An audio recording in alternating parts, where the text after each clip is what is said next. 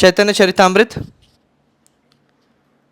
Chapter 5 आदि लीला verse number 37।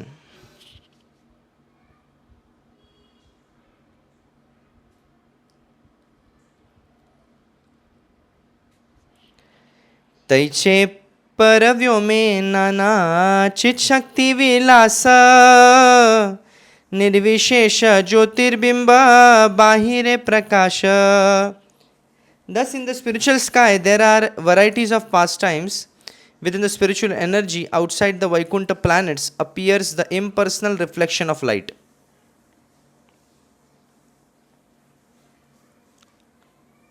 So in the spiritual sky there are varieties of pastimes within the spiritual energy. Outside the Vaikuntha planets appears the impersonal reflection of light. Vaikuntha planets के बाहर जो हैं वो ब्रह्म ज्योति हैं। ब्रह्म ज्योति को penetrate करने से व्यक्ति, जिस प्रकार सूर्य है, सूर्य का प्रकाश व्यक्ति जब पेनिट्रेट कर लेता है, क्रॉस कर लेता है, goes beyond the effulgence of sun rays, then only he can see sun globe. सूर्य लोक में जाने से पहले सूर्य प्रकाश को भेदना होता है। निर्विशेष ब्रह्म से केवल ज्योतिर्मय सायुज्येर अधिकारी ताहा Pilot. That impersonal Brahman effulgence consists only of the effulgent rays of the Lord. Those fit for Sayujya liberation merge into that effulgence. तो 5 प्रकार की मुक्तियां हम कई बार सुने हैं। सायुज्य, सार्ष्टि, सामीप्य, सालोक्य, सारूप्य। सो उसमें से जो पहली है सायुज्य, that is not aspired by devotees. भगवान के भक्तों को उसकी अभिलाषा नहीं है। सायुज्य मुक्ति में क्या है? ब्रह्म ज्योति में लीन होना।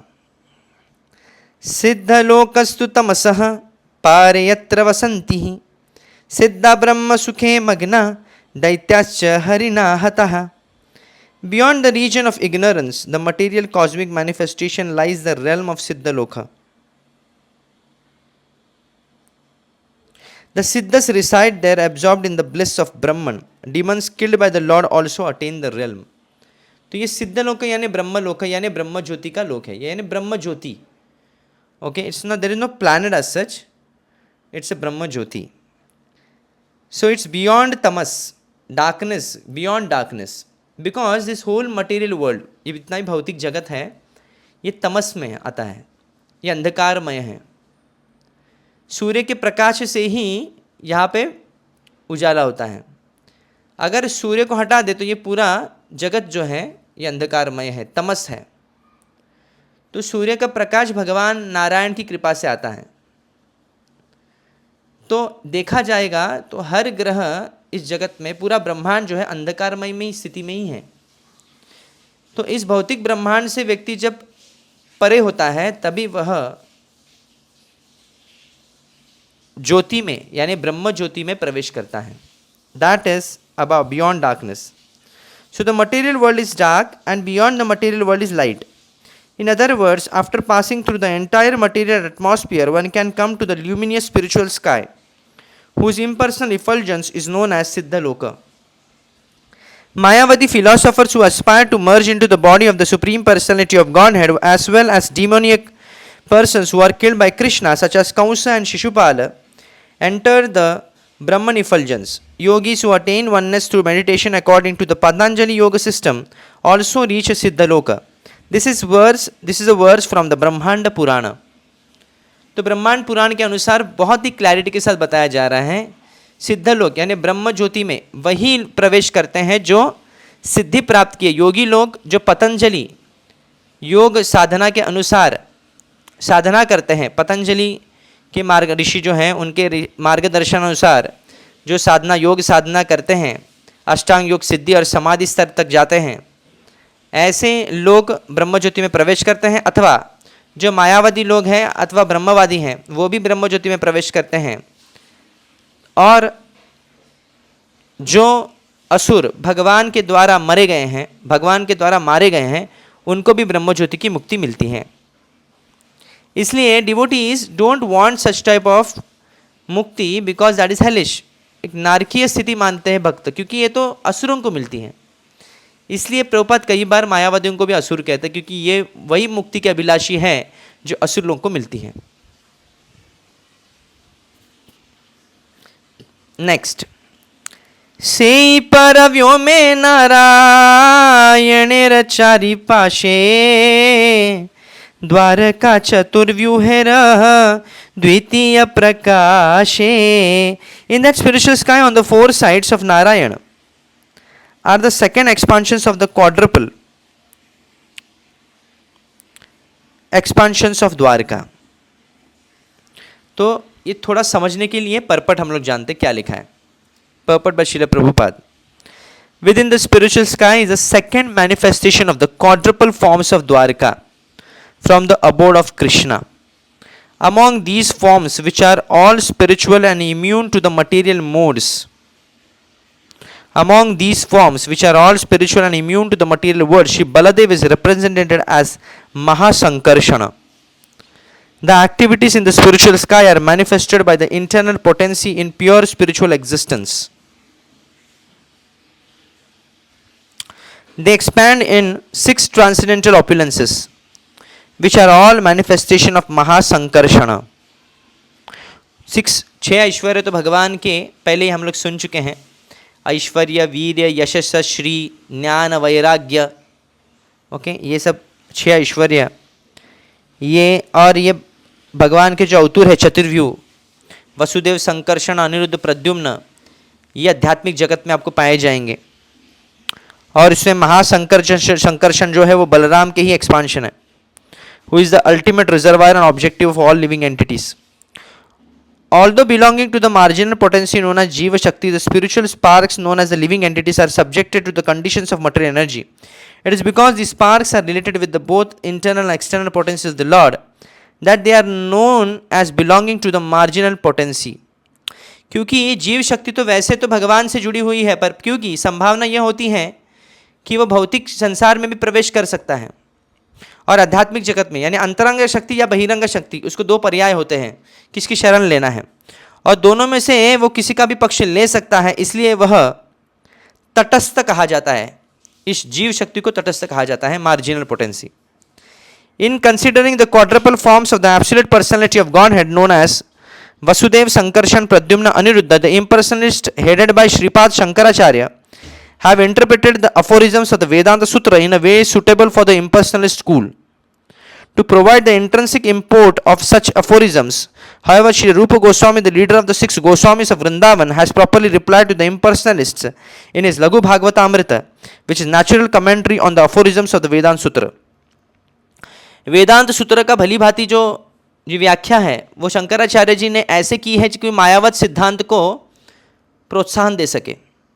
हालांकि श्रील रूप गोस्वामी, जो सभी गोस्वामी के जो फिलॉसफी में एक्सपर्ट है सबसे, रूप गोस्वामी उसका सही विश्लेषण देते हैं, वेदांत सूत्रों के सही भाष्य बतलाते हैं और खंडन करते हैं मायावत भाष्य का जो शंकराचार्य ने दिया हुआ है। The Padma Purana was as quoted by Shri Rupa Goswami in his Laghu Bhagavatamrita describes that in the spiritual sky there are 4 directions.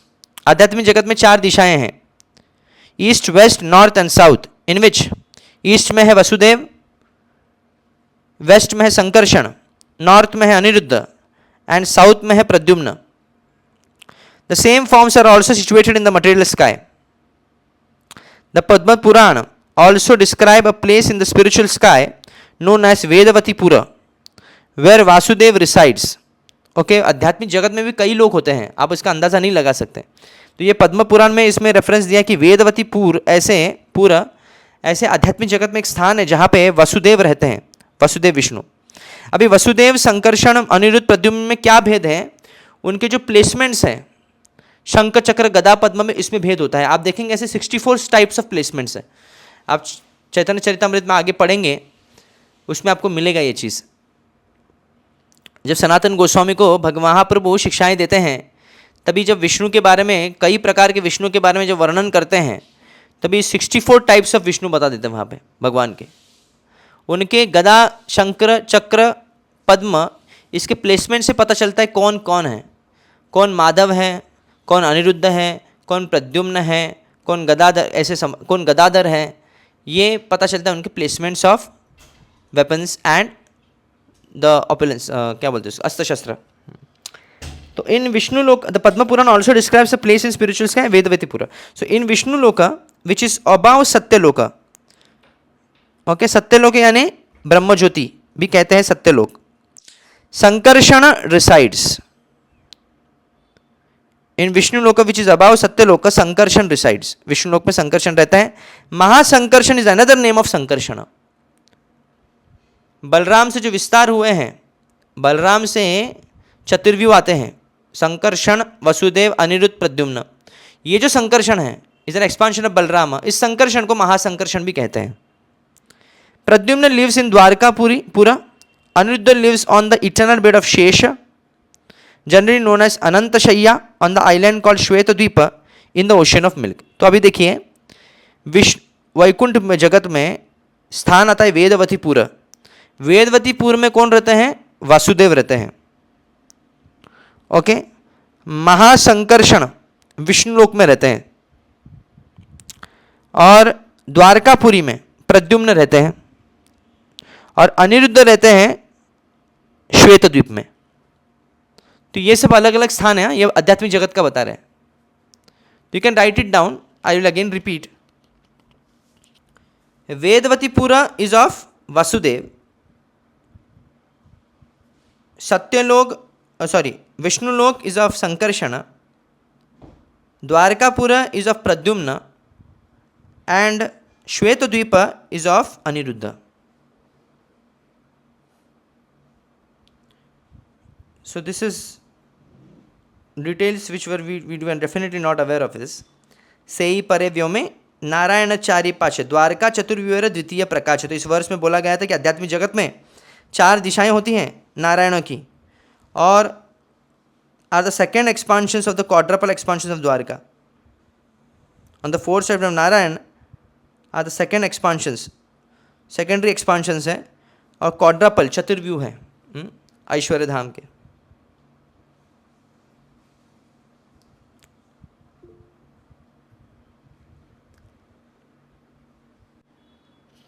So we have to understand this in this context, that how Nityanand, because the glories of Nityanand Prabhu is going on, तो नित्यानंद प्रभु कैसे non different from Balarama is Mahasankarshana and is the cause of all causes. तो ये explain करने के लिए ये सब details आपको बता रहे हैं. So in considering the quadruple forms of the absolute form of, okay, next verse 5.41. Vasudev Sankarshan Pradyumna निरुद्ध द्वितीय चतुर्व्यूह ए तुरीय विशुद्ध. तो पहले वर्ष में क्या बताया? 40 वर्ष में, 40th वर्ष में they were saying that it is said that in that spiritual sky on the 4 sides of Narayan are the second expansion of the quadruple expansion of Dwarka. There are quadruple expansion of Dwarka. ऐश्वर्य धाम में quadruple expansion है, 4 दिशाएं. Okay, इसके second expansions on the 4 sides of Narayana. And then next continuing verse क्या है? Vasudeva Sankarshana Pradyumna Anirudh. Consider this second quadruple, same quadruple. They are purely transcendental. Shripad Shankaracharya has misleadingly explained the quadruple form in his interpretation of the 42nd aphorism of chapter 2 of the second khanda of the Vedanta Sutra. अभी वेदांत सूत्र की व्याख्या, शारीरिक भाष्य जो शंकराचार्य यहाँ पे coat किया गया है, अभी बहुत डिटेलिंग चीज़ है, ये स्कॉलर्स लोगों का सब कंटेंट है. In verses, so we can by reading this we can understand the greatness of Srila Jiva Goswami, how Jiva Goswami such a great scholar. In verses 41 through 47 of this chapter of Chaitanya Charitamrita, Srila Krishnadas Kaviraj Goswami answers Shripad Shankaracharya's misleading objections to the personal feature of the absolute truth. यहाँ पे श्रीला कृष्णदास गोस्वामी जी हैं, कविराज गोस्वामी जी, वो क्या कर रहे हैं? वो खंडन कर रहे हैं शारीरिक भाष्य को, शंकराचार्य के भाष्य को खंडन कर रहे हैं. वो यहाँ पे मायावादी आर्ग्यूमेंट को डिफीट कर रहा है मायावादी के. The Supreme Personality of God and the Absolute Truth is not like a material object that can be known by experimental knowledge or sense perception. In the Narad Pancharatra, this fact has been explained by Narayana himself to Lord Vishnu. But Shankaracharya, the incarnation of Shiva, under the order of Narayana, his master, had to mislead the monists who favor ultimate extinction. Monist यानी Buddhist and Jains, specially Buddhist आप बोल सकते हैं, and they were believing in nothingness, ना भगवान को मानते हैं ना आत्मा को मानते हैं. ऐसे लोगों को कंफ्यूज करने के लिए शिवजी शंकराचार्य के रूप में आते हैं. ये भगवान का ऑर्डर था. In the condition stage of existence all living entities have 4 basic defects, of which one is the cheating propensity. Shankaracharya has carried this cheating propensity to the extreme level to mislead the monists. Shankaracharya क्या करते हैं, जीव की जो cheating propensity को हाथ में ले लेते हैं और उसे एकदम एक्सट्रीम लेवल तक लेके जाते हैं. Actually, the explanation of the quadruple forms in the Vedic literature cannot be understood by the speculation of a conditioned soul. The quadruple forms should therefore be accepted just as they are described. The authority of the Vedas is such that even if one does not understand something by his limited perception, he should accept the Vedic injunction and not create interpretation to suit his imperfect understanding. बहुत important सीख बता रहे हैं यहाँ पे कि अगर आपको कुछ शास्त्र की बात समझ में नहीं आती है तो वहाँ पे आपको आपका दिमाग नहीं लगाना है और इसको अपने हिसाब से इसको इंटरप्रेट नहीं करना है, आपके इमेजिनेशन के अनुसार, आपके इम्परफेक्ट जो ब्रेन है उसके अंडरस्टैंडिंग के अनुसार आपको नहीं ढालना है चीज़ों को. क्या करना है, जैसा है वैसे इसको एक्सेप्ट करिए, बस, दैट्स इट. इन हिज शारीरिक भाष्य, however, Shankaracharya has increased the misunderstanding of the monists. The quadruple forms have a spiritual existence that can be realized in Vasudev Sattva, Shuddha Sattva, or unqualified goodness, which accompanies complete absorption in the understanding of Vasudev. The quadruple forms who are full in the 6 opulence of the Supreme Personality of Godhead are the enjoyers of the internal potency. Thinking the absolute personality of Godhead to be poverty-stricken or to have no potency, or in other words to be impotent, is simply rascaldom. This rascaldom is the profession of the conditioned soul, and it increases his bewilderment. One who cannot understand the distinctions between the spiritual world and the material world has no qualification to examine or know the situation of the transcendental quadruple forms. In his commentary on Vedanta Sutra, His Holiness Sripada Shankaracharya has made a futile attempt to nullify the existence of these quadruple forms in the spiritual world. तो शारीरिक भाषा में उसने अपने, हो सकता है कि ये चतुर्व्यूह जो विस्तार है इसको उन्होंने निगलेक्ट किया या फिर इनको निगेट किया हुआ है और उनको झूठा ठहराया हुआ हो सकता है, पर ऐसा नहीं है. आध्यात्मिक जगत के ये जो चतुर्व्यूह एक्सपांशन है भगवान के, ये आध्यात्मिक है, आध्यात्मिक स्तर पर है. इनमें 6 के 6 ऐश्वर्य परिपूर्ण मात्रा में है. Shankaracharya says that devotees think the Supreme Personality of Godhead Vasudev, Shri Krishna, to be one, to be free from material qualities, and to have a transcendental body full of bliss and eternal existence. He is the ultimate goal of the devotees, and who believe that the Supreme Personality of Godhead expands himself into 4 other eternal transcendental forms: Vasudev, Sankarshan, Pradyumna, and Aniruddha. From Vasudev, who is the primary expansions, come Sankarshan, Pradyumna, Aniruddha in that order. Another name of Vasudev is Paramatma.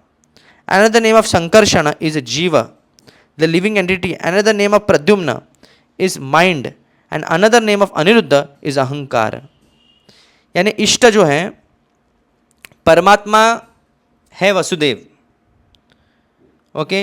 जीव का actual controller है Sankarshan, mind का controller है Pradyumna, and अहंकार का controller है Anirudh. Okay, ये expansion कैसे हो रहे देखिए फिर से. भगवान कृष्ण से ये चतुर्व्यूह आते हैं, इस प्रकार आप अभी लेते हैं हम लोग, वसुदेव, संकर्षण, प्रद्युम्न, अनिरुद्ध. और फिर इस चतुर्व्यूह से वसुदेव से फिर से एक्सपांशंस हो रहा है, Sankarshana, Pradyumna, Aniruddha. And another name of Vasudeva here is Paramatma. Sankarshana का जीव है और प्रद्युम्न का मन है और अनिरुद्ध अहंकार है. तो इसका मतलब क्या लेना है आपको कि प्रद्युम्न का द कंट्रोलर ऑफ अहंकार, अहंकार के देवता है अनिरुद्ध, जीव के देवता संकर्षण, मन के देवता है इष्ट है, कंट्रोलर है Pradyumna, and Vasudeva is Paramatma. So among these expansions, Vasudeva is considered the origin of the material nature. Therefore, Shankaracharya says that Sankarshan, Pradyumna, Aniruddha must be creations of the original cause. Great souls assert that Narayan, who is known as Paramatma or super soul, is beyond material nature, and this is in accordance with the statements of Vedic literature. Mayavadis also agree that Narayan can expand himself in various forms. Shankara says that he does not attempt to argue that portion of the devotees' understanding, but he must protest that the idea that Sankarshan is produced from Vasudev. Pradyumna is produced from Sankarshana, and Aniruddha is produced from Pradyumna. For if Sankarshan is understood to represent the living entities created from the body of Vasudev, the living entities would have to be non-eternal. The living entities are supposed to be freed from material contamination by engaging in prolonged temple worship of the Supreme Person of Godhead,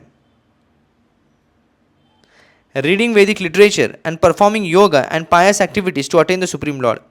But if the living entities had been created from material nature at a certain point, they would be non-eternal and would have no chance to be liberated and associate with the Supreme Personality of Godhead. When a cause is nullified, its results are nullified. In the second chapter of the Vedanta Sutra, some second khanda, Acharya Vedvas has also refuted the conception that the living beings were ever born. Na atma shruter nityavachatabhyah. Because there is no creation for living entities, they must be eternal. अभी इसको समझिए briefly. मायावादियों का कहना है कि जीव शाश्वत नहीं है. जीव का जो विभिन्नत्व यानी सेपरेट आइडेंटिटी है जीव का, ये शाश्वत नहीं है. ये इनका एक्सपांशन हुआ है कोई पॉइंट पे. बट क्रिएशन ऑफ जीवा इज नॉट एक्सेप्टेड बाय वैदिक स्क्रिप्चर्स, बाय व्यासदेव हिमसेल्फ. तो जो शुद्ध भक्त हैं वो समझते हैं कि नारायण परमात्मा है, सुपर सोल, और भौतिक जगत के वो परे हैं. And Mayavati also agree with this कि नारायण कोई भी रूप ले सकते हैं. But he does not attempt the argue. Shankaracharya का यहाँ पे क्या है, says that he does not attempt to argue that portion of devotees understanding, but he must protest the idea that Sankarshana is produced from Vasudeva. Pradyumna is produced from Sankarshana and Aniruddha is produced from Pradyumna. For if Sankarshana is understood to represent the living entities created from the body of Vasudev, the living entities would have to be non-eternal. तो ये मानना है कि अगर संकर्षण से जीव आ चुके हैं तो इसका मतलब क्या है कि लिविंग एंटिटीज तो नॉन इटर्नल हो गए, शाश्वत नहीं है. फिर तो एक कोई समय पे वो जन्म ले रहे हैं. तो अगर वो जन्म ले रहे हैं तो पॉइंट ही क्या रहेगा कि भक्ति करके वो भगवत धाम जाएंगे, ये सब इसका पॉइंट ही नहीं. अगर कॉज ही the living entities are suppose to be freed from material contamination by engaging in prolong temple worship of the supreme person of Godhead, reading Vedic literature and performing yoga, pious activities to attain the Supreme Lord. But if the living entities had been created from the material nature at a certain point, they would be non-eternal. मतलब वो non-eternal हो गया and would have no chance to be liberated. अगर non eternal है, शाश्वती नहीं है, तो मुक्त बनने का मतलब ही क्या है? मुक्त कैसे बनेंगे फिर, और भगवान का साथ कैसे मिलेगा? So when the cause is nullified, its results are nullified. In the second chapter of the Vedanta Sutra, second खंड, आचार्य वेदवास has also refuted this conception कि living entities born हो चुके हैं. Shankaracharya says that devotees think that Pradyumna, who is considered to be represent the senses, has sprung from Sankarshana, who is considered to represent the living entities. But we cannot actually experience that a person can produce senses. Devotees also say that Pradyumna has sprung Aniruddha, who is considered to represent the ego. But Shankaracharya says that unless the devotees can show how ego and the means of knowledge can generate from a person, such an explanation of the Vedanta Sutra cannot be accepted, for no other philosophers accept the sutras in that way. तो शंकराचार्य व्यासदेव की बातों को खंडन करने लगते हैं. इतने हद तक शंकराचार्य आगे बढ़ते हैं. Shankaracharya also says that he cannot accept the devotee's idea that Sankarshana, Pradyumna and Aniruddha are equally as powerful as absolute personality of Godhead, full in 6 opulences, wealth, strength, fame, beauty and renunciation, and free from the flaw of generation at the certain point.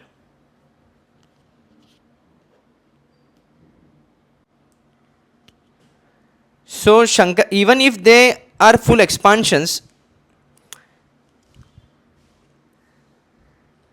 Shankaracharya also says that he cannot accept the devotee's idea that Sankarshan, Pradyumna, Aniruddha are equally as powerful as the absolute personality of Godhead, full in six opulences, and free from the flaw of generation at a certain point.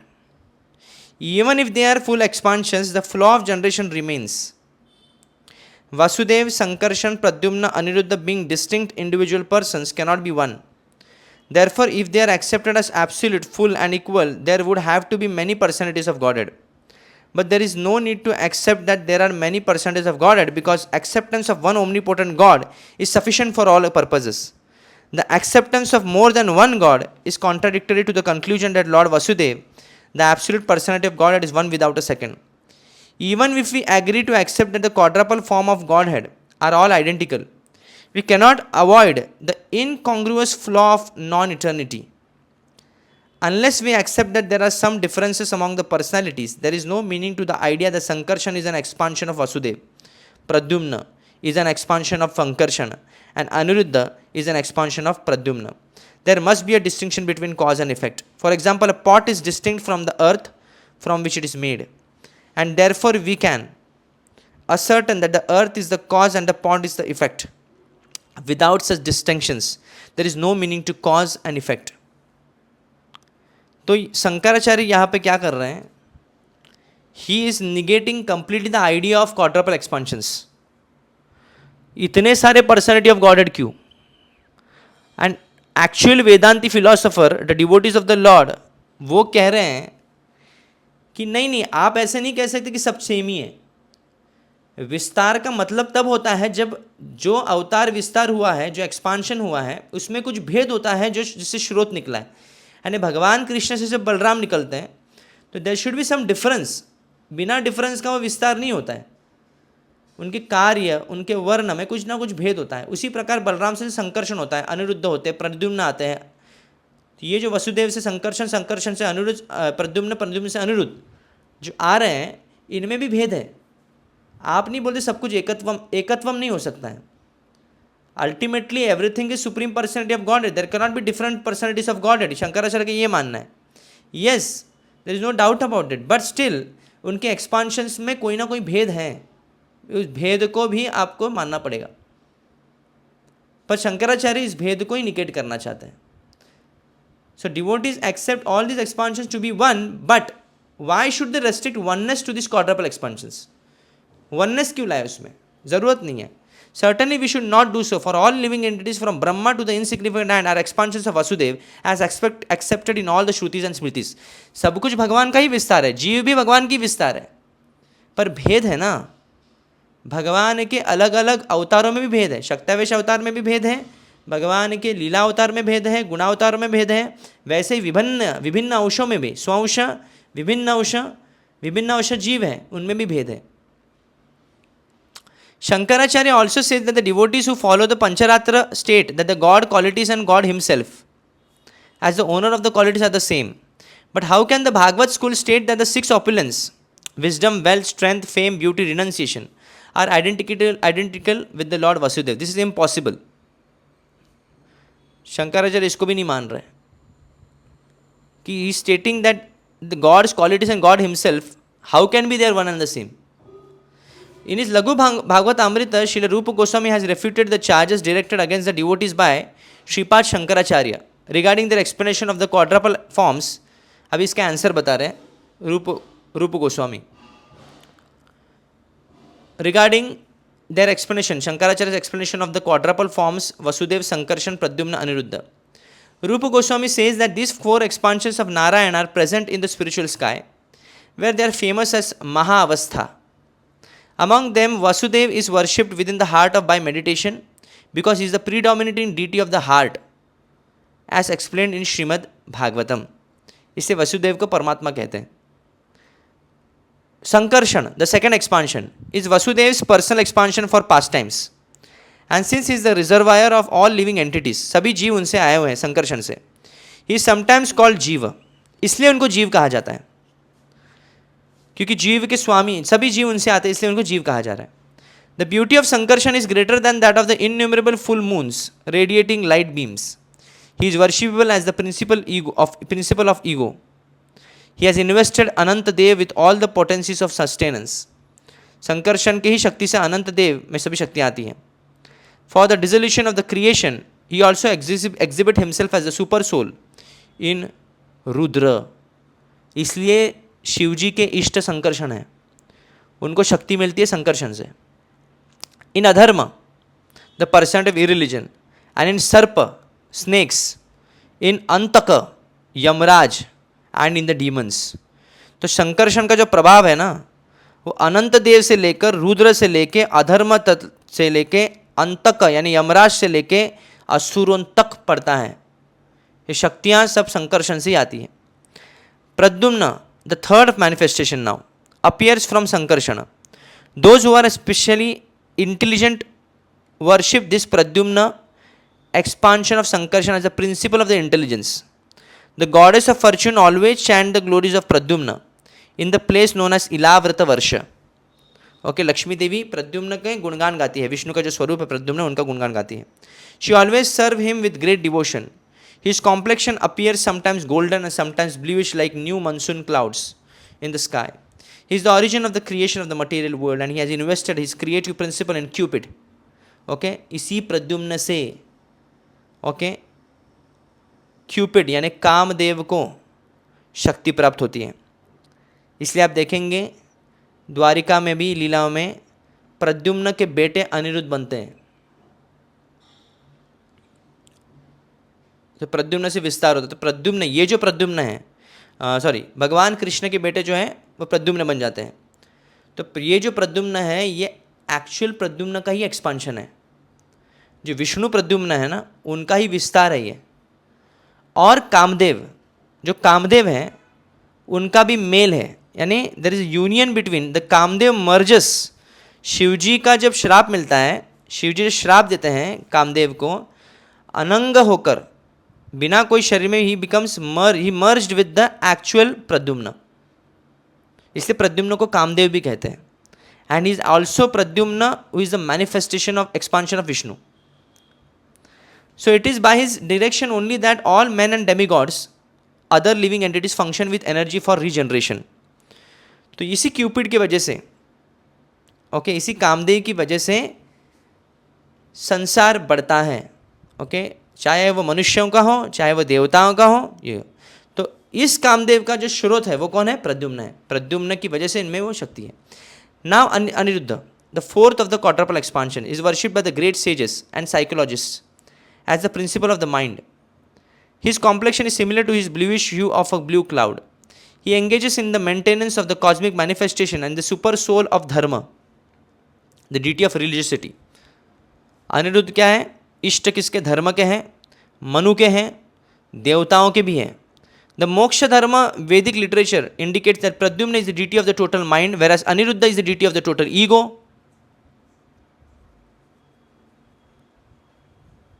But previous statements regarding the quadruple forms are confirmed in the Pancharatra in all respects. कभी कभी शास्त्रों में अलग अलग views भी दिए जाते हैं, पर हम यहाँ पे यही शास्त्र का व्यू लेंगे जो इस चैतन्य चरित्र में दिया गया. तो फिर से मैं बोलता हूँ, वसुदेव, अब लिख सकते इसको, वसुदेव परमात्मा, संकर्षण जीव, Pradyumna intelligence,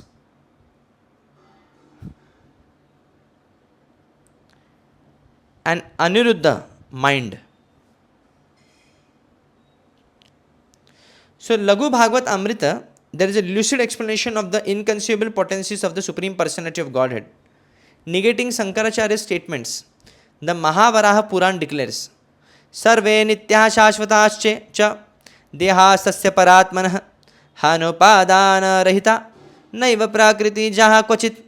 All the varied expansions of the personality of Godhead are transcendental and eternal, and all of them repeatedly descend to all the different universes of the material creation. Their bodies, composed of eternal bliss and knowledge, are everlasting. There is no chance of their decaying, for they are not creations of the material world. Their forms are concentrated spiritual existence, always complete with all spiritual qualities and devoid of material contamination. Shankaracharya जहाँ पे ये कह रहे थे कि ये प्रद्युम्न, अनिरुद्ध, संकर्षण, वसुदेव, ये जो विस्तार स्वरूप है इसको झुटला रहे थे, इसको निगेट कर रहे थे। तो इस शंकराचार्य खंडन करते हुए ये कह रहे हैं इस महावराह पुराण का श्लोक लेके कि सर्वे नित्य शाश्वत, जितने भी भगवान विष्णु के अलग अलग स्वरूप हैं, भगवान कृष्ण के जो एक्सपांशंस हैं, संकर्षण, वसुदेव, अनिरुद्ध इत्यादि अनेक अलग नारायण हैं, ये सभी नित्य हैं, ये सभी शाश्वत हैं। ये अलग अलग लोकों में इनकी लीलाएं होती हैं। और देहस्तस्य परात्मनः, उनका जो देह है वो परा, वो कोई साधारण भौतिक नहीं है, वो कभी नष्ट नहीं होता है, आध्यात्मिक है, सच्चिदानंद स्वरूप है उनका, और पूरे आध्यात्मिक गुण से परिपूर्ण है। और इसमें भौतिक क्लेश, भौतिक लेश मात्र भी नहीं है भौतिक गुणों का। Confirming the statements the Narada Pancharatra asserts मनिर यथा विभागेन नीलपितादिभिर्युतः रूपभेदम अवाप्नोति ध्यानभेदात् तथा तथा च्युतः। The infallible personality of Godhead can manifest his body in different ways according to different modes of worship. यद यद उरुगाय विभावयन्ति तत्तत् वपु प्रणय से सदनुग्रहाय। भागवत में एक श्लोक आता है कि भक्तों के इच्छा के अनुसार भगवान रूप धारण करते हैं, इसलिए अलग अलग भगवान के विस्तार है। Just as the vaidurya gem can manifest itself in various colours such as blue and yellow, भगवान वैसे ही रूप लेते हैं। Each incarnation is distinct from all others. This is possible by the lord's inconceivable potencies by which he can simultaneously represent himself as one as various partial forms, as the origin of all of these partial forms. Nothing is impossible for his inconceivable potency. ये अचिंत्य है, ये समझना इतना आसान नहीं है कि भगवान कैसे अलग अलग रूप धारण करते हैं और कैसे अपने आप को इतना अलग मेंटेन रखते हैं। एक है तो एक ही भगवान, पर इतने विस्तार कर लेते हैं अपने, और अलग अलग अवतार में अलग अलग लीलाएं और अलग अलग भाव से करते हैं, अलग अलग स्वरूप है उनका। Krishna is one without a second but he manifest himself in different bodies as stated by Narada in the 10th canto of Srimad Bhagavatam. चित्रम बतैतदेकेन वपुषा युगपत् पृथक गृहेषु द्वि अष्ट सहस्रम स्त्रिय एक उदावहत। जब नारद मुनि देखते हैं द्वारका में कि भगवान कृष्ण कैसे सभी 16,000 स्त्रियों के साथ लीलाएं करते हैं, विस्मित हो जाते हैं। It is wonderful indeed that one Krishna has simultaneously become different Krishnas in 16,000 palaces to accept 16,000 queens as his wifes. तो 16,000 विस्तार लेते हैं, तो वो अगर पॉसिबल नहीं तो ये क्यों नहीं पॉसिबल है। तो पद्म पुराण ऑल्सो एक्सप्लेन सदैव बहुधा भूत्वा निर्गुणः पुरुषोत्तमः एकी भूय पुनः शेते निर्दोषो हरिर आदिकृत। The same personality of Godhead Purushottama, the original person who is always devoid of material qualities and contamination can exhibit himself in various forms and at the same time lie down in one form. कारण सागर में भगवान निद्रावस्था में है और कदिर और भगवान अलग अलग रूप में भी आपको विस्तार उनका मिल सकता है। In the 10th canto of Srimad Bhagavatam it is said यजन्ति त्वं मया स्वाम वै बहु मूर्ति एकमूर्तिकम। O my Lord, although you manifest yourself in varieties of forms, you are one without a second. Therefore, pure devotees concentrate upon you and worship only you. Kurma Puran says, Asthulaschana nuschaiva sthulo anuschaiva sarvatah avarnah sarvatah prokta syamo raktantalochanaha. The Lord is personal, although impersonal. He is atomic, although great. And he is blackish and has red eyes, although he is colorless. By material calculation, all this may appear contradictory, but if we understand that Supreme Personality of God has inconceivable potencies, we can accept these facts as eternally possible in Him. Gita में भी ऐसे श्लोक हैं कि भगवान के हाथ नहीं है पर फिर भी वो सब जगह वह He can reach, पैर नहीं है पर सब जगह वह पहुंच सकते हैं, आँख नहीं पर सब कुछ देख सकते हैं। ऐसे गीता में आपको और कई उपनिषद में ऐसे वर्णन मिलेंगे, क्योंकि भगवान के हमारे जैसे हाथ नहीं है, हमारे जैसे कान नहीं, हमारे जैसे नाक नहीं, हमारे जैसे आँख नहीं, भगवान के दिव्य अवयव हैं। In our present condition, we cannot understand the spiritual activities and how they occur, but although they are inconceivable in the material context, we should not disregard such contradictory conceptions. भले हमको समझ में नहीं आता है, अचिंत्य है, पर फिर भी हमको स्वीकारना चाहिए। Although it is apparently inconceivable, it is quite possible for Absolute to reconcile all opposing elements. Srimad Bhagavatam establishes this in 6th canto. O my Lord, Your transcendental pastimes and enjoyments all appear inconceivable because they are not limited by the causal and effective actions of material thought. भौतिक कोई भी मर्यादाएं आपकी लीलाओं को आपको रोक नहीं सकती, आप बंध नहीं सकते. You can do everything without performing bodily work. आपको कुछ करने की आवश्यकता नहीं है, अपने आप से ये आपकी इच्छा से हो जाएंगे. The Vedas say that the absolute truth has multifarious potencies and does not need to do anything personally. परस्य शक्ति विविधय श्रूयते. भगवान के अनेक शक्तियाँ हैं, वो अपने आप कार्य करते हैं, भगवान को पर्सनली इन्वॉल्व होने की आवश्यकता नहीं है. My dear Lord, you are entirely devoid of material qualities. Without anyone's help, you can create, maintain, and dissolve the entire qualitative material manifestation. Yet in all such activities, you do not change.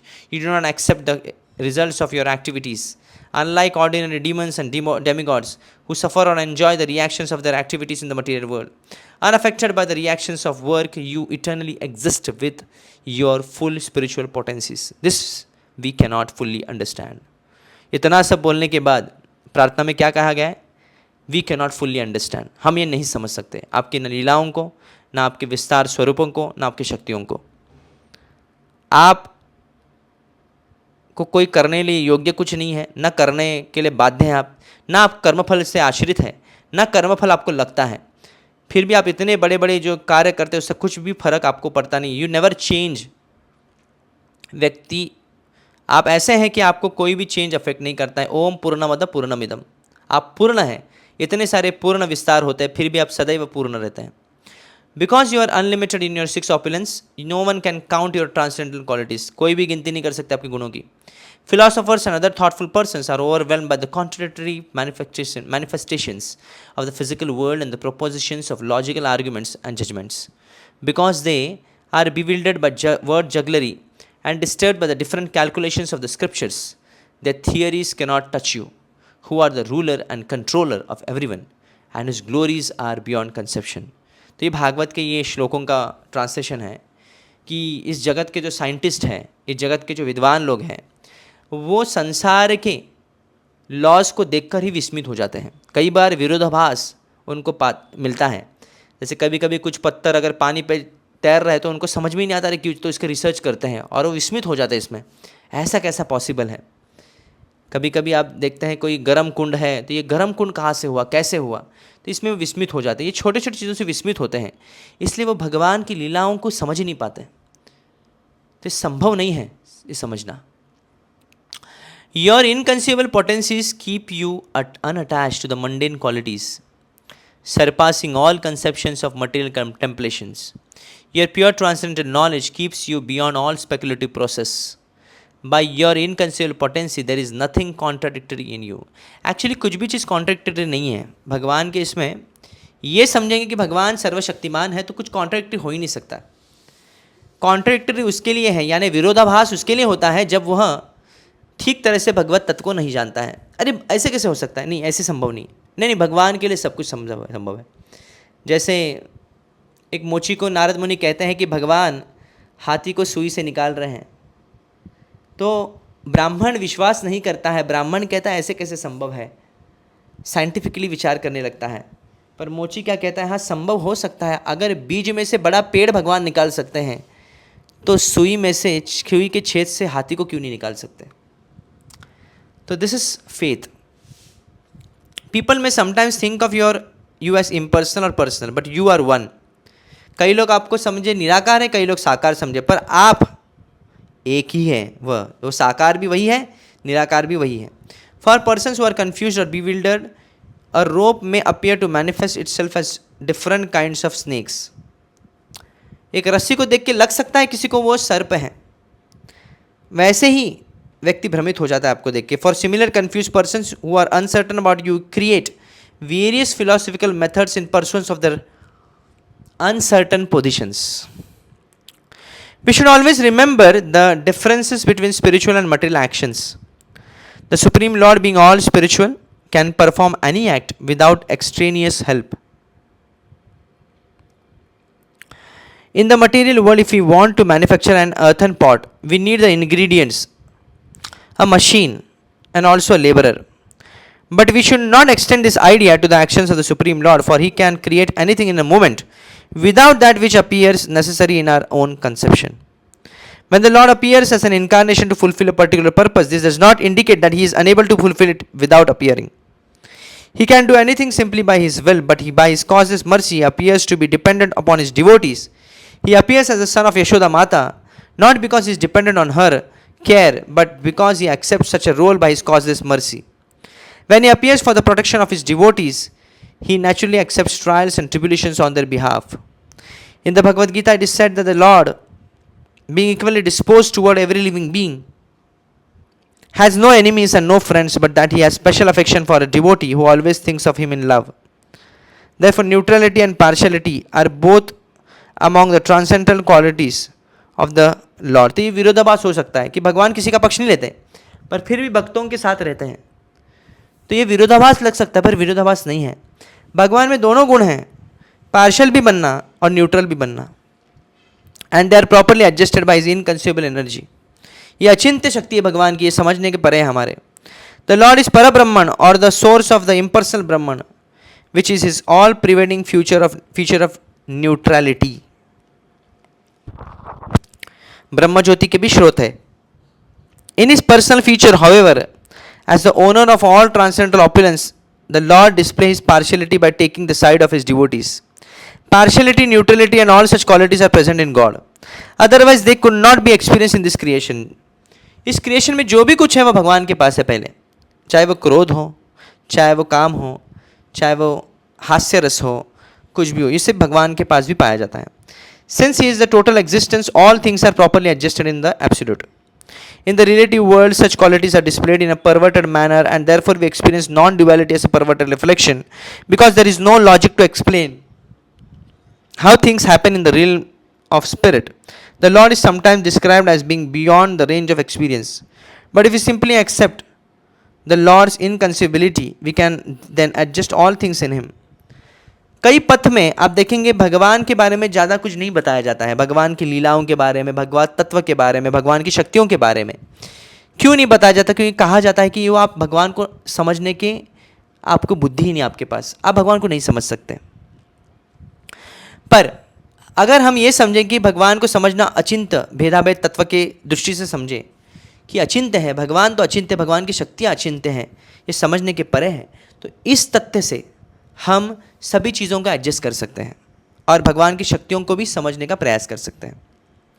Non devotees can not understand the lord's inconceivable energy and consequently for them it is said that he is beyond the range of conceivable expression. The author of the Brahma Sutra accepts this fact, says श्रुतेस्तु शब्द मूलत्वात्. The Supreme Personality of Godhead, being inconceivable to an ordinary man, can be understood only through the evidence of the Vedic injunction. भगवान को समझना है तो वेद शास्त्रों का सहारा लेना पड़ेगा. द स्कंद पुराण कन्फर्म्स अचिंत्य खलो ये भाव न तम तर्के न योजित. स्कंद पुराण में यह भी कहा जाता है कि भगवान को समझना अचिंत्य है, इसे तर्क करके आप नहीं समझ सकते. We find very wonderful qualities even in such material things as jewels and drugs. Indeed, their qualities often appear inconceivable. कभी कभी ड्रग्स पीने से व्यक्ति में इतना नशा आता है, इतना एक अलग सा अनुभव लगता है, इतना आनंद क्यों मिलता है, ये समझना हमारे लिए संभव नहीं है. जो भगवान की शक्ति है, ये ड्रग भी क्या है? भगवान की ही शक्ति है. इसको हम नहीं समझ सकते, निम्न शक्ति है, तो भगवान को क्या समझेंगे हम? We find very wonderful qualities even in such material things as jewels and drugs.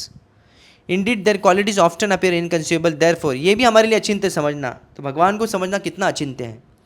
Therefore, we do not attribute inconceivable potencies to the Supreme Personality of Godhead. We cannot establish His supremacy. It is because of these inconceivable potencies that the glories of the Lord have always been accepted as difficult to understand. इससे भगवान की महिमा समझने के परे है. Ignorance and the jugglery of the words are very common in human society, but they do not help one understand the inconceivable energies of the Supreme Personality of Godhead. If कई लोग अंदाज लगाते हैं, अनुमान लगाते हैं, कई लोग शब्दों की हेराफेरी करते हैं, ये मायावादी लोग भी कई बार शास्त्रों को उलटफेर कर देते हैं, इससे कभी भगवान को आप नहीं समझ सकते. If we accept such ignorance and word jugglery, we cannot accept the Supreme Lord's perfection in six opulence. For example, one of the opulence of the Supreme Lord is complete knowledge. Therefore, how could ignorance be conceivable in him? Vedic instructions and sensible arguments established that the Lord's maintaining the cosmic manifestation and simultaneously being indifferent to the activities of its maintenance cannot be contradictory. भगवान से पूरी सृष्टि आती है, सृष्टि बनाते हैं, सृष्टि का चलन करते हैं, सृष्टि का विनाश करते हैं, फिर भी वो सृष्टि से अलग है. ये समझना बहुत ही डिफिकल्ट है. ये कॉन्ट्रैक्टरी, विरोधाभास लग सकता है, क्योंकि भगवान की शक्तियाँ कैसे हैं? अचिंत्य हैं. To a person who is always absorbed in the thought of snakes, a rope always appears to be like a snake. And similarly, to a person who is bewildered by material qualities and devoid of knowledge of absolute, the supreme personality of Godhead appears according to diverse bewildered conclusion. जो व्यक्ति सर्प से आसक्त है, रस्सी भी देखेगा तो उसको सर्प लग सकता है. उसी प्रकार जो भौतिक संसार से आसक्त व्यक्ति, वह भगवान को भी भौतिक दृष्टि से देखने लगता है. Someone might argue that the absolute would be affected by duality if he were both all cognizance and the personality of Godhead with six opulence in full. कोई समझ सकता है कि भगवान जो है वह भी द्वंद्व से अफेक्ट होते हैं.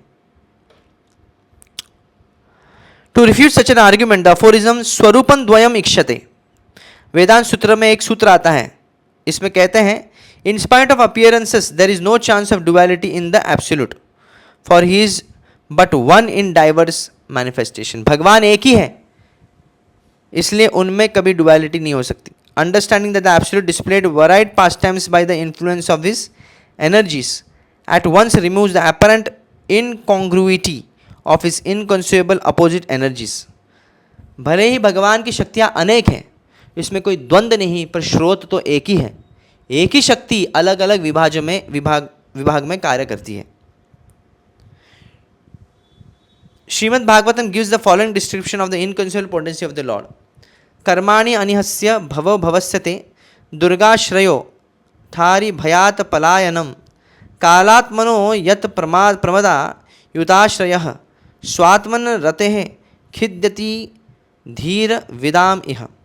Although the Supreme Personality of Godhead has nothing to do with, he nevertheless acts. Although he is always unborn, he is nevertheless take birth. Although his time fearful to everyone, he flees Mathura in fear of his enemy to take shelter in a fort. And although he is self-sufficient, he marries 16,000 women. These pastimes seem like bewildering contradictions even to the most intelligent. Had these activities of the Lord not been a reality, sages would not have been puzzled by them. Therefore, such activities should never be considered imaginary. Wherever the Lord desires, his inconceivable energy serves him in creating and performing such pastimes. भगवान कुछ भी करे, कितने भी विरोधाभास उनकी लीलाओं में हो, 16,000 रानियों से विवाह कर रहे हैं, मानो कि वो उस रानियों के लिए पागल है, पर वो पागल नहीं है. भगवान अनासक्त हैं, पर फिर भी वो लीला करने के लिए ऐसा करते हैं.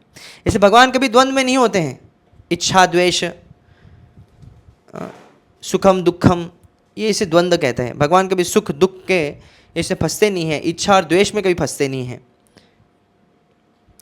The scriptures known as the Pancharatra Shastras are recognized Vedic scriptures that have been accepted by the great acharyas. These scriptures are not products of the modes of passion and ignorance. Learned scholars, Brahmanas, therefore always refer to them as Satvata Samhitas. इसलिए वैदिक शास्त्रों को सात्वत संहिता कहते हैं, वो रजोगुण और तमोगुण से ऊपर है. The original speaker of this scriptures is Narayana, क्योंकि वेद नारायण के मुख से ही आता है. This is specially mentioned in the Moksha Dharma, which is the part of the Shanti Parva of the Mahabharata. Liberated sages like Narada and Vyasa who are free from the 4 defects of condition souls are propagators of this scriptures. Narada Muni जैसे जो 4 गुणों से, 4 अवगुण से परे हैं, वेद व्यास जैसे व्यक्तिमत्व वह शास्त्रों को एनकरेज करते हैं, शास्त्रों को प्रोत्साहन देते हैं. सो Shri Narada Muni is the original speaker of Pancharatra shastra. Srimad Bhagavatam is also considered a Satvata Samhita. Indeed Shri Chaitanya Mahaprabhu declared Srimad Bhagavatam Puranam amalam. Srimad Bhagavatam is a spotless Purana.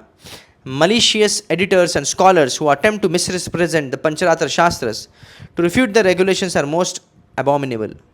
In the modern age, such malicious scholars have been commented misleadingly upon the Gita, Bhagavad Gita, which was spoken by Krishna to prove that there is no Krishna. How the Mayavadis have misrepresented the Pancharatrika Vidhi will be shown below. in commenting on Vedanta Sutra, Shripad Shankaracharya has claimed that, फिर से अभी सुनिए, शंकराचार्य ने क्या वेदांत सूत्र को coat करते हुए कहा कि शंकराचार्य संकर्षण इज अ जीव, an ordinary living entity, but there is no evidence in Vedic scriptures that devotees of the Lord have ever said that Shankarshana is an ordinary living entity. Sankarshan को जीव इसलिए कहा जाता है क्योंकि सभी जीव उनसे आते हैं, इसलिए जीव नहीं कहा जाता क्योंकि वो जीव हैं. तो ये शंकराचार्य के आर्ग्यूमेंट को रिफ्यूट करते हैं. He is an infallible plenary expansion of the Supreme Personality of Godhead in Vishnu category and is beyond the creation of material nature. He is the original source of all living entities. The Upanishads declare Nitya Nityanam Chetna Chetnanam. He is the supreme living entity among all living entities. Therefore, he is Vibhu Chaitanya, the greatest. He is directly the cause of the cosmic manifestation and the infinitesimal living beings. He is the infinite living entity. And ordinary living entities are infinitesimal. जीव और भगवान में बहुत बड़ा अंतर होता है. भगवान विभु है और जीव अणु है. इससे संकर्षण जो है विस्तार स्वरूप है भगवान का, विष्णु का, इसलिए उनमें कोई अंतर नहीं है. वो भगवत तत्व है, वो जीव तत्व नहीं है. Therefore, he is never to be considered as ordinary living being, for that would be against the conclusion of the authorized scriptures. The living entities are also beyond the limitations of the birth and death. This is the version of the Vedas and it is accepted by those who follow scriptural injunctions, who have actually descended in disciplic succession. सांप्रदायिक जो संप्रदाय से जुड़े हैं वही ठीक तरह से जान सकते हैं कि संकर्षण कोई साधारण जीव नहीं है. Second, in answer to Shankaracharya's commentary on Vedanta Sutra next 2.2.43, it must be said that the original Vishnu of the all Vishnu categories, which are distributed in several ways, is Moola Sankarshana. Moola means original. Sankarshan is also Vishnu. But from him, all other Vishnus expand. This is confirmed in Brahma Samhita, wherein it is said that just as a flame transferred from another flame acts like the origin, so the Vishnus who emanate from Moola Sankarshan are as good as the original Vishnu. One should worship the Supreme Personality of Godhead who thus expand himself. तो शंकराचार्य जब अगर ये कह रहे हैं, अगर मानते हैं कि जो एक्सपांड हो रहे हैं उनकी शक्तियाँ कुछ कम है, तो ऐसा नहीं है. सभी विष्णु वैसे ही शक्तिशाली है. जिस प्रकार दीपार चेर दीप्युत है विवृत समान धर्म, जैसे ब्रह्म संहिता में श्लोक आता है जिसमें एक दीप सैकड़ों दीप लगा देते हैं, उसी प्रकार पहले दीप में जितनी उजाला है उतनी उजाला सभी दीपों में भी है. Now third, in reply to the commentary of Shankaracharya on the 44th aphorism, it may be said that no pure devotee strictly following the principles of the Pancharatra will ever accept the statements that all the expansions of Vishnu are different identities, for this idea is completely false. Even Shripad Shankaracharya in his commentary on the 42nd aphorism has accepted that personality of Godhead can automatically expand himself variously. Therefore, his commentary on the 42nd aphorism and his commentary on the 44th aphorism are contradictory. Shankaracharya ही कई बार विरोधाभास भाषण देते, भाष्य लिखते हैं. एक जगह एक कहते हैं, एक जगह पे अलग कहते हैं. एक जगह ये कहते हैं कि भगवान विष्णु से सब कुछ आ रहा है, एक्सपांड हो रहे हैं, भगवान अपने आप को विस्तार करते हैं अलग अलग रूपों में. पर एक तरफ ये कहते हैं कि जो विस्तार होता है वो ओरिजिनल से अलग है.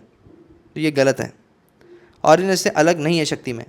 It is a defect of Mayavadi commentaries that they make one statement in one place and contradictory statement in another place as a tactic to refute the Bhagavata school. Bhagavata परंपरा को झुटलाने के लिए मायावाद ऐसे सब खतकंडे अपनाते हैं. एक जगह एक बोलते, दूसरी जगह दूसरे बोलते हैं. Thus, Mayavadi commentaries do not even follow regulative principles. It should be noted that the Bhagavad school accepts the quadruple forms of Narayana, but that does not mean that it accepts many gods. तो अलग अलग देवी देवताओं की worship यहाँ पे नहीं बताया गया है, नारायण का ही विस्तार स्वरूप है. Devotees know perfectly well that the absolute personality of Godhead is one without a second. They are never pantheists. सभी देवताओं की नहीं पूजा करते भक्त लोग.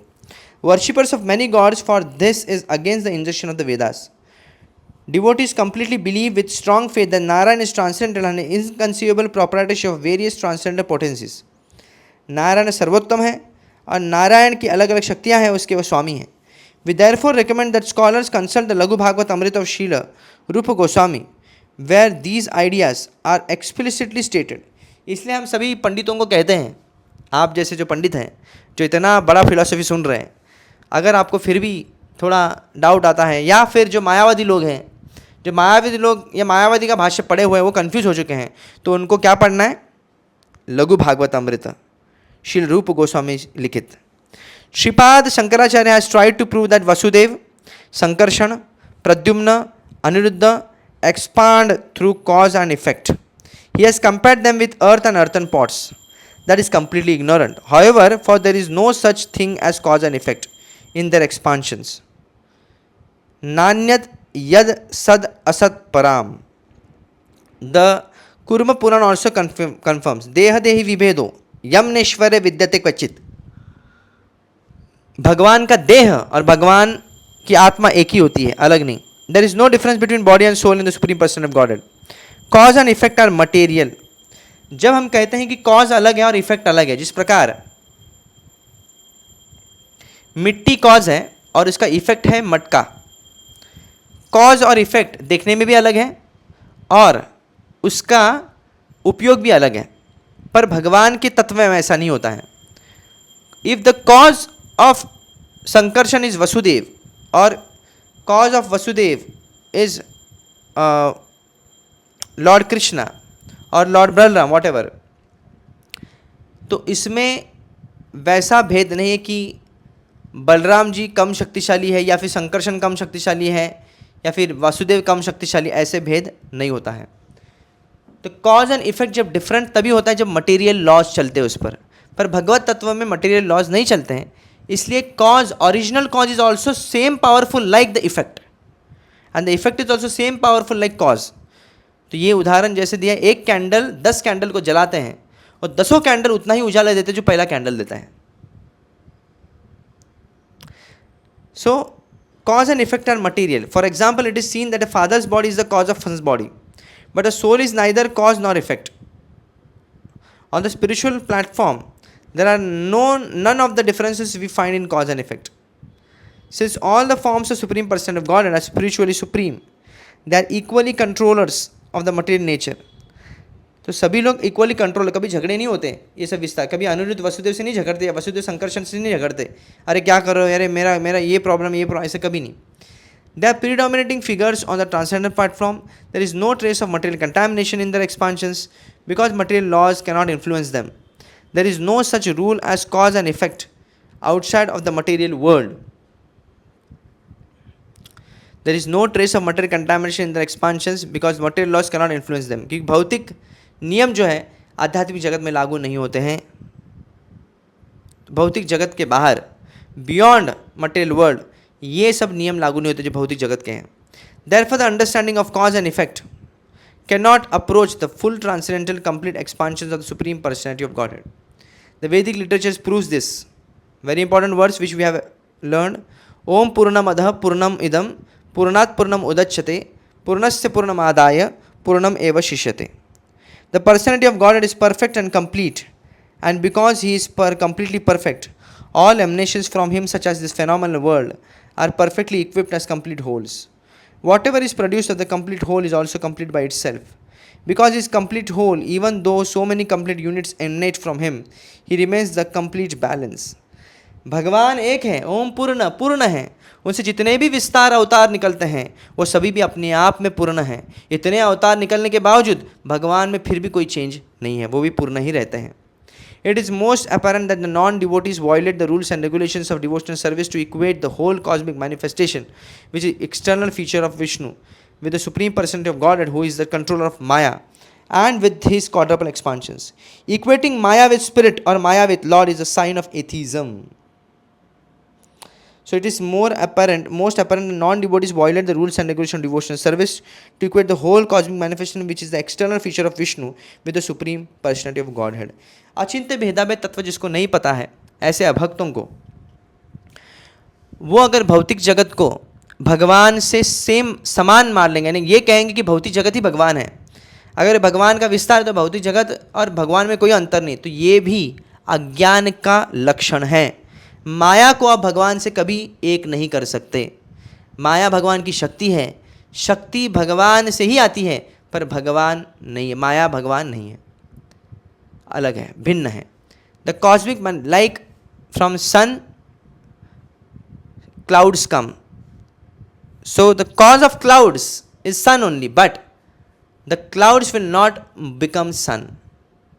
The cosmic creation which manifests life in forms from Brahma to the ant is the external feature of the Supreme Lord. It comprises 1/4 of the Lord's energy as confirmed in the Bhagavad Gita. The cosmic Ekamshana Sito Jagat.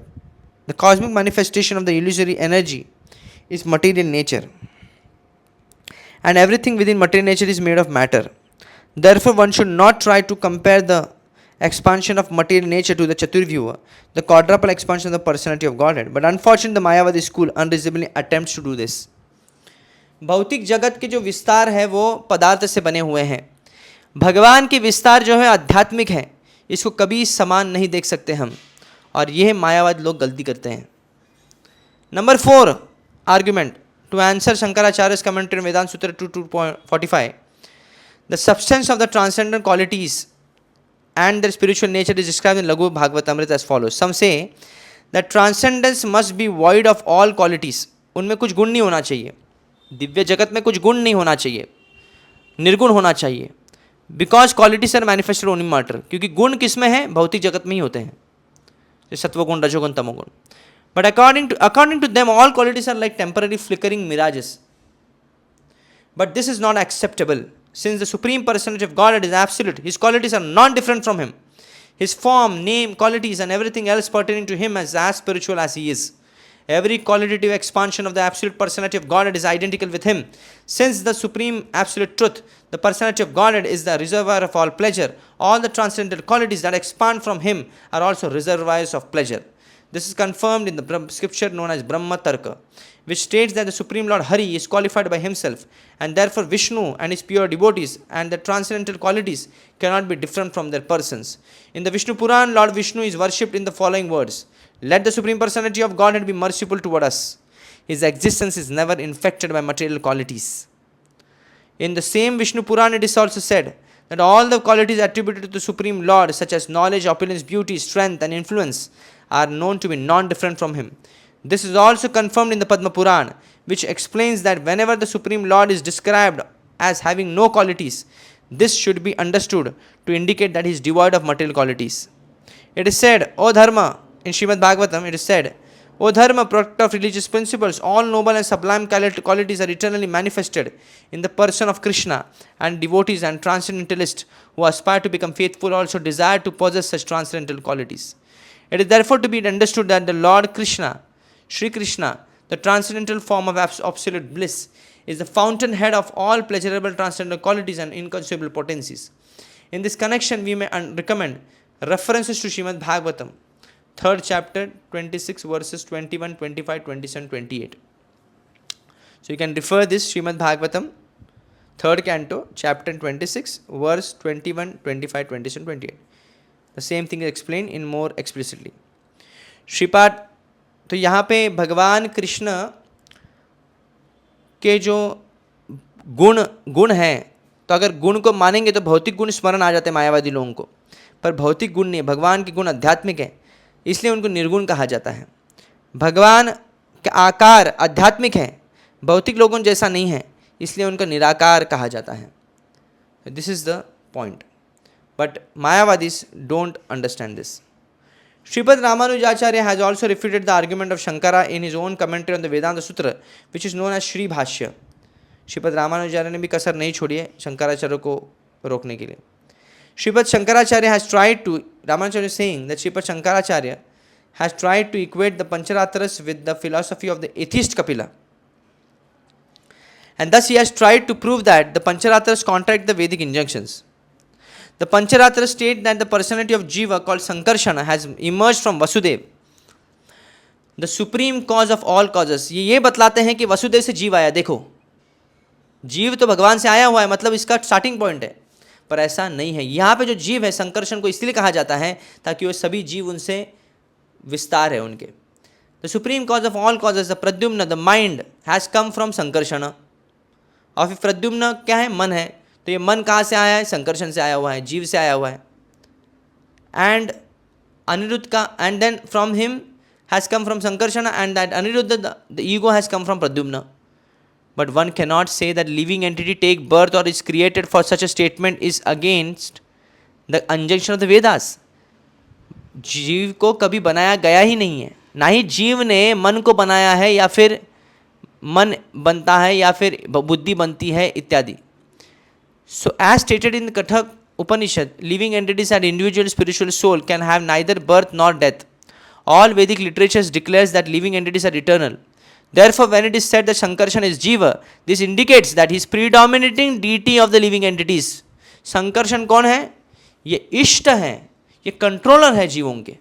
Similarly Pradyumna is the predominating deity of the mind, वो मन के देवता है Pradyumna. Aniruddha is the predominating deity of the ego, Aniruddha क्या है? अहंकार के देवता है.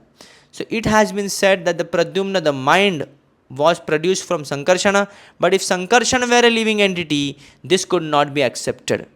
Thus, a living entity cannot be the cause of the mind. The Vedic injunctions state that everything including life, mind and the senses comes from the Supreme Personality of God. सब कुछ भगवान से आता है, जीव से नहीं. It is impossible for the mind to be produced by a living entity. For the Vedas stated that everything comes from the absolute truth. वेद तो सीधा कहते हैं सब कुछ भगवान से आता है, जीव मन भी क्रिएट नहीं कर सकता. Sankarshan, Pradyumna, Anirudh have all potent features of the absolute personality of Godhead according to the revealed scriptures, which contain undeniable facts that no one can refute. Therefore, these members of the quadruple manifestations are never to be considered ordinary living beings.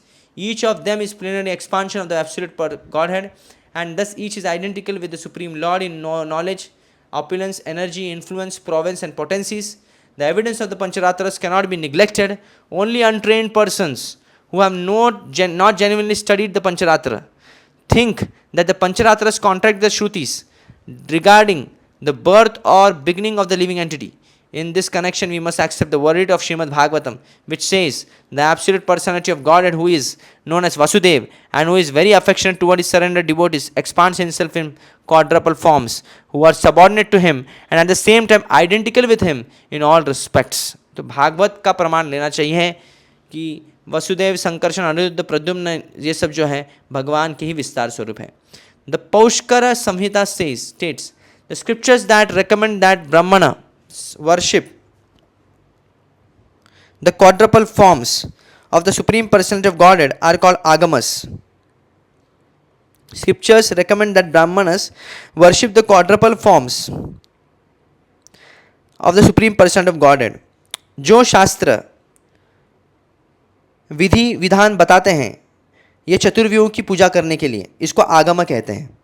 यानी विष्णु के अलग अलग जो रूप हैं, अनिरुद्ध, प्रद्युम्न, वसुदेव, संकर्षण, इनकी विधि विधान बताने वाले जो शास्त्र है इसे आगम कहते हैं. In all Vaishnava literature it is stated that worshipping this quadruple form is as good as worshipping the Supreme Personality of Godhead Vasudev, who in his different expansions complete in 6 opulence can accept offerings from his devotees of the result of his prescribed duties. Worshipping the expansions of the four pastimes such as Narsimha, Rama, Shesha, Sheshnag, Kurma promotes one to the worship of the Sankarshan quadruple. From the position one is raised to the platform of worshipping Vasudev, the Supreme Brahman. In the Paushkar Samhita it is stated, if one fully worships according to the regulative principles, one can attain the Supreme Personality of Godhead Vasudev. It is to be accepted that Sankarshana, Pradyumna, Aniruddha are as good as Lord Vasudev, for they all have inconceivable power and can accept transcendental forms like Vasudev. Sankarshana, Pradyumna and Aniruddha are never born, but they can manifest themselves in various incarnations before the eyes of pure devotees. This is the conclusion of all Vedic literature, that the Lord can manifest himself before his devotees by his inconceivable power is not against the teachings of the Pancharatras. Since Sankarshana, Pradyumna and Aniruddha are respectively the predominating deities of all living entities, the total mind, the total ego, the designation of Sankarshana, Pradyumna and Aniruddha as Jiva, mind and ego is never contradictory to the statements of the scriptures. These terms identify these deities such as just as the terms sky and light sometimes identify the absolute Brahman. तो briefly समझा जाए, संकर्षण जीव के predominating DT हैं, इष्ट हैं, controller है, प्रद्युम्न है मन के और अनिरुद्ध है ईगो के, और वसुदेव जो है परमात्मा है. The scriptures completely deny that the birth or production of the living entity in the Parama Samhita. It is described the material nature which is used for other purposes is factually inert and always subject to transformation.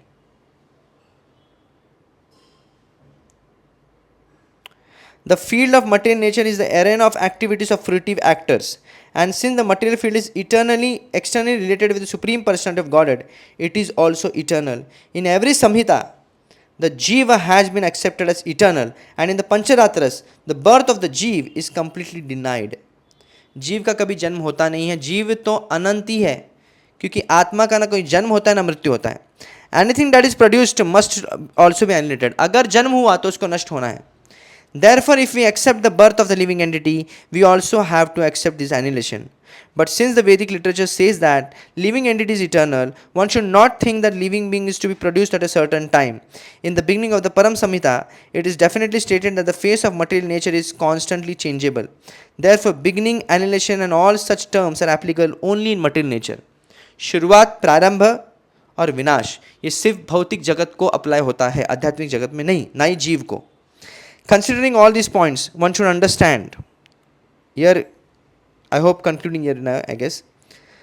Considering all these points, one should understand the Shankaracharya's statement that Sankarshan is born as a jiva is completely against the Vedic statement.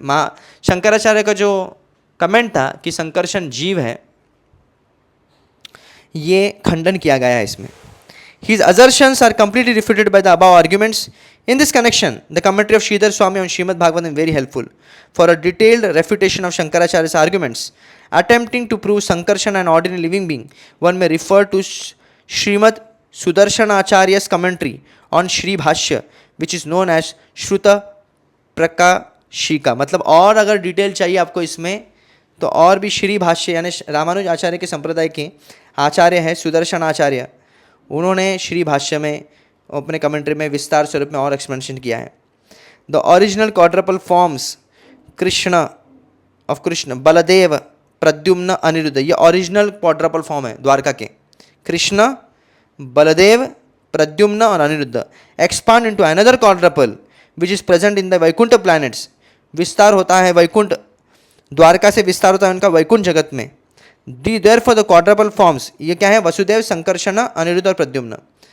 The quadruple forms in the spiritual sky are the second manifestation of the original quadruple in Dwarka. तो original quadruple जो हम लोगों ने वर्ष में पढ़ा पिछले वर्ष में कि ओरिजिनल क्वाड्रपल एक्सपांशन जो है वो क्या है? कृष्ण, बलदेव, प्रद्युम्न और अनिरुद्ध, जो कि हम कृष्ण लीला में भी सुनते हैं इनको, और ये क्वाड्रपल एक्सपांशन है. इनका विस्तार होता है वैकुंठ धाम में. ऐश्वर्य धाम जो है वैकुंठ है, उसमें क्या होता है? Vasudeva, Sankarshana, Pradyumna and Aniruddha are all changeless transcendental plenary expansion of the Supreme Lord who have no relation to the material modes. The Sankarshan form in the second quadruple is not only a representation of Balram but also the original cause of the causal ocean where Karanadakshay Vishnu lies asleep, breathing out the seeds of innumerable universe. जो संकर्षण बलराम का ही विस्तार है, यही संकर्षण महासंकर्षण कहलाते हैं. इनसे ही विस्तार होता है कारणोदक्षय विष्णु, उनसे फिर गर्भोदक्षय विष्णु और Kshirodakashayi Vishnu. In the spiritual sky there is a spiritual creative energy technically called shuddha sattva, which is pure spiritual energy that sustains all the Vaikuntha planets with the full opulence of knowledge, wealth, prowess, etc. All these actions of Shuddha Sattva display the potencies of Mahasankarshana, who is the ultimate reservoir of all individual living entities who are suffering in the material world. सभी जीवों की जो स्रोत है वो है महासंकर्षण.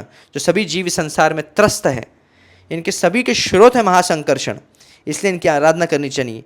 महासंकर्षण से आश्रय लेने से हम सभी त्रस्त दुखों से निवारण पा सकते हैं. When the cosmic creation is annihilated, the living entities who are indestructible by nature rest in the body of महासंकर्षण. वो सभी महासंकर्षण के में लीन हो जाते हैं जब प्रलय आके सभी ब्रह्मांडों का विनाश होता है. Sankarshan is therefore sometimes called the total जीव, इसलिए उनको जीव कहा जाता है. ही इज टोटल जीव, यानी सभी जीव उनमें लीन होते हैं. As spiritual sparks, the living entities have the tendency to be inactive in the association of the material energy, just as the sparks of a fire have the tendency to be extinguished as soon as they leave the fire. The spiritual nature of the living being can be rekindled, however, in association with the Supreme Being.